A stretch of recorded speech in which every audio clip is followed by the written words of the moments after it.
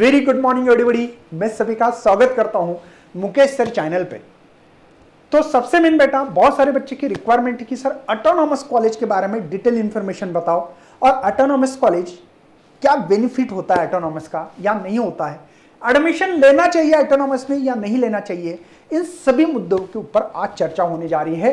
तो इस वीडियो को अंत तक देखो। बच्चे बाद में कमेंट डालते हैं, उसका जवाब ऑलरेडी उसी वीडियोस में रहता, तो मैं उसका रिप्लाई नहीं दे पाता हूं, क्योंकि इसका मतलब आप पूरा वीडियो देख रहे नहीं है।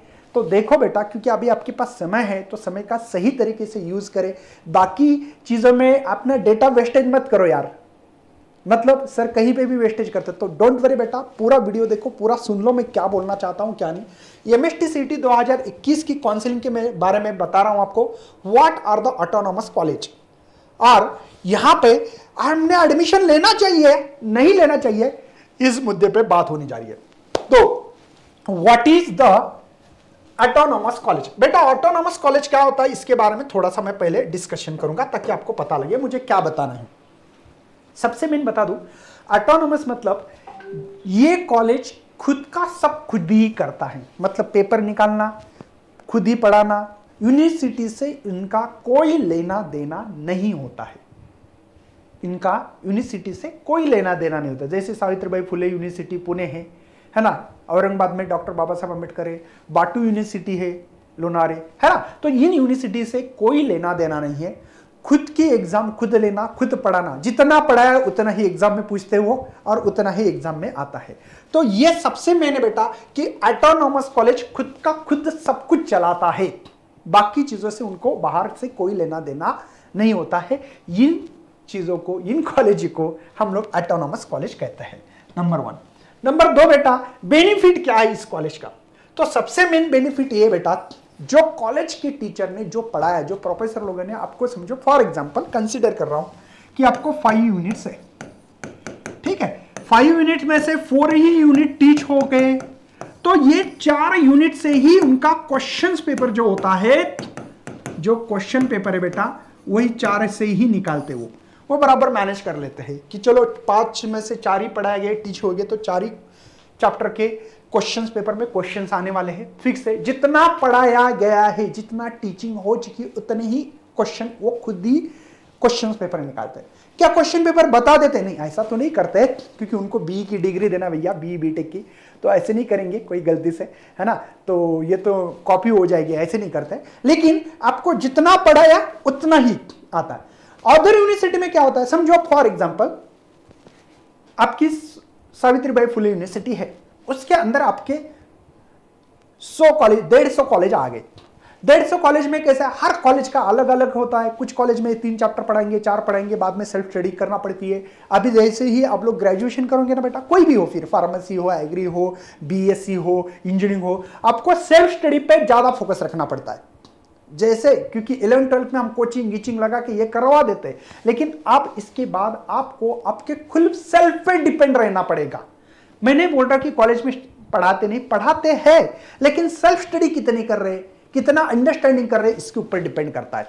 तो बच्चों, आपको क्वेश्चंस पेपर ऑटोनॉमस में खुद का खुद होता है, खुद वही लोग पेपर चेक करते हैं।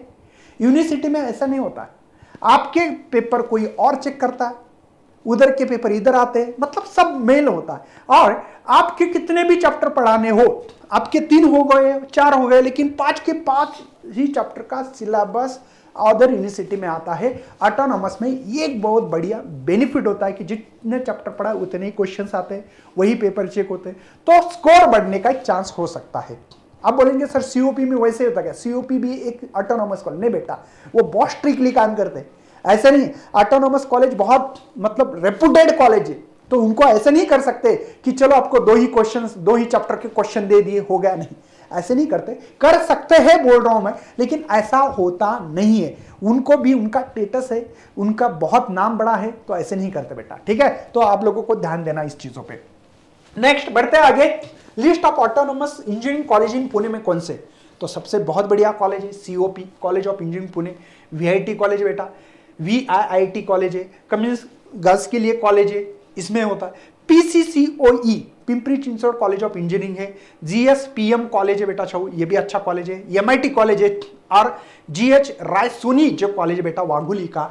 इतने कॉलेज है जो ऑटोनॉमस पुणे के कॉलेज है, मुझे जितना पता है। अब देखो कोई कॉलेज आगे पीछे हो सकता है, हम लोग तो डेटा कलेक्ट कर रहे हैं, उस हिसाब से दे रहे हैं। मैंने जो कॉलेज अच्छे लगे उसके नाम ले लिए, और भी कॉलेज हो सकते हैं ऑटोनॉमस, मैं नहीं बोल रहा हूं, और मैं किसी को क्लेम भी नहीं कर सकता भैया, मैं इतना बड़ा थोड़ी आदमी हूं यार।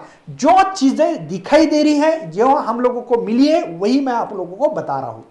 ये कॉलेज 1 2 3 4 5 6 7 8 के आसपास और भी एक है तो दो कॉलेज हो सकता है। आपको अगर ऑनलाइन मिलता है गूगल पे तो बहुत बढ़िया, कमेंट में लिखो, मुझे भी पता लगेगा है ना। तो ये ऑटोनॉमस कॉलेज है।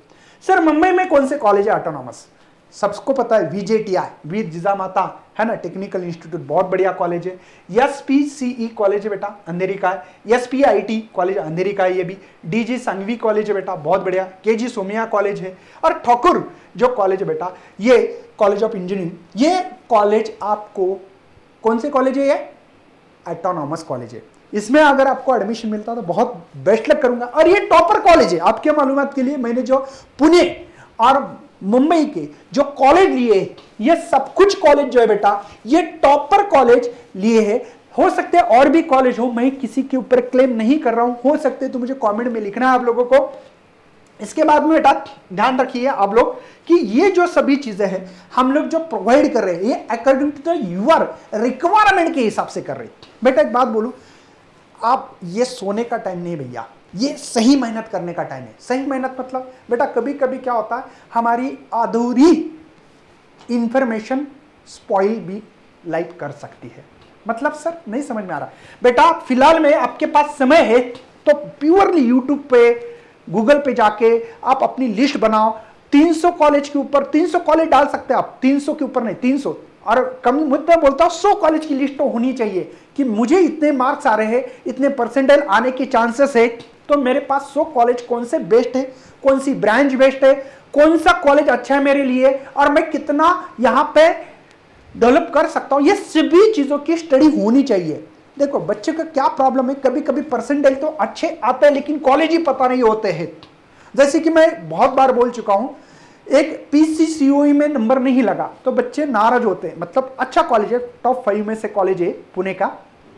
तो एक बात बोलूं, उसके लिए मेरे पास ऑप्शंस होता है कि आप लोग रावेत में, एक अकुरिटी में है देखो PCCOE का, दूसरा जो है बेटा वो रावेत में उनका ही कैंपस है, प्लेसमेंट दोनों का सेम होता है, सेम सब कुछ उनको चीजें होती है। लेकिन बच्चों को पता ही नहीं कि रावेत का कॉलेज सेलेक्ट किया तो मुझे भी PCCOE के बच्चे के साथ मेरा प्लेसमेंट होगा, पता ही नहीं होता। तो ये चीजें पता करो लो कि यार यहाँ पे और यहाँ क्या फैसिलिटीज है और हम लोग क्या अपॉर्चुनिटी मिला सकते हैं। तो आप लोग करते रहना बेटा, हम लोग आपको सपोर्ट करते रहेंगे, वीडियो बनाते रहेंगे, जितना हो सके उतना आपको हेल्प करने की कोशिश करेंगे। लेकिन आपका प्यार, आपका एक चैनल को लाइक का बटन, शेयर का बटन दबना चाहिए, और साथ में बेटा ये चैनल न्यू है तो चैनल का सब्सक्राइब करके रखिए, क्योंकि इसी के ऊपर आपके CET के पूरी इंफॉर्मेशन इसी चैनल पे आने वाली। भले अपना चैनल रिकॉर्ड हो रहा है, होने दो, लेकिन इसी पे मिलने वाले। तो चलो करते bye and thanks for watching this video and best of for your study और योर फ्यूचर प्लान।